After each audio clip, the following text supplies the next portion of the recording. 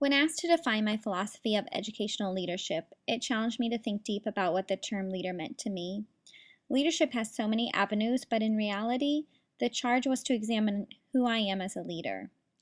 I reflected on my core values and came up with themes that encompassed them.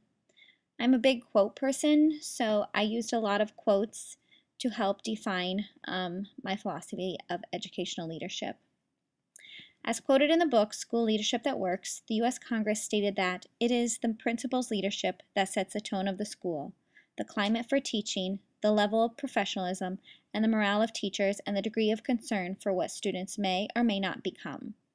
This is not a job to take lightly, but where do we start? Time.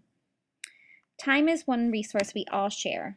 However, what we choose to do with the time we have, how we actually spend our time, differs widely across individuals, according to Robbins and Alvey.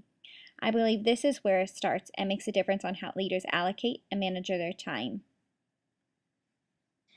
I love this quote from Stephen Covey, as it has sparked many conversations with my mentor.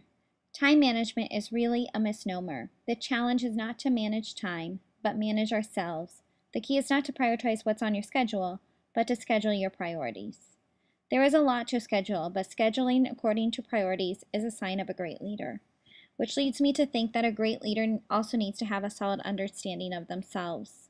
Really understanding your own priorities and knowing what tasks you find urgent and important help to focus time and effort on the tasks and items that will have the biggest impact on teachers and students.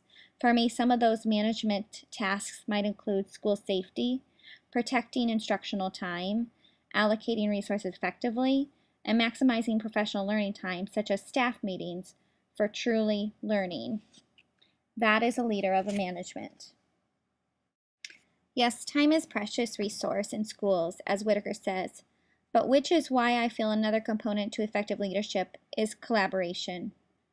Creating a collaborative culture has been described as the single most important factor for successful school improvement initiatives, according to Robbins and Alvey. He goes on to say, therefore, it is essential that collaborative time in schools is focused on capacity building to ensure high levels of quality student learning. As an effective leader, I do believe communication is key when working with different stakeholders. Knowing how to collaborate and facilitate different groups helps to communicate viewpoints, such as the vision and mission.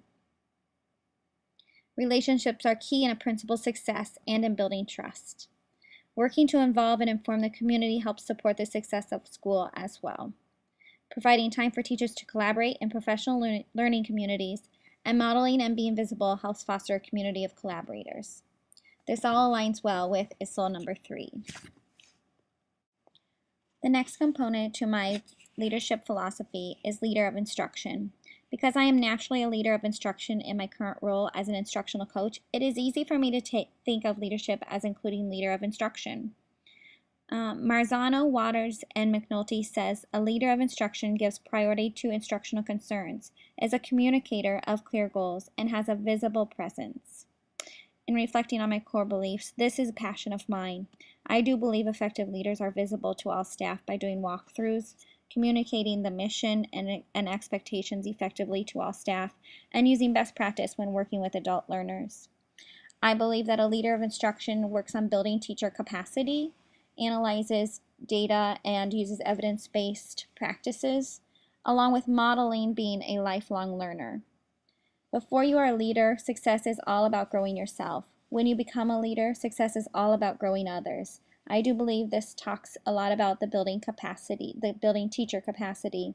However, I also feel like you have to continue growing and modeling being a learner as a leader as well. My last component of my leadership philosophy is leader of action. The ability to empower and inspire teachers is a belief I have as an educator.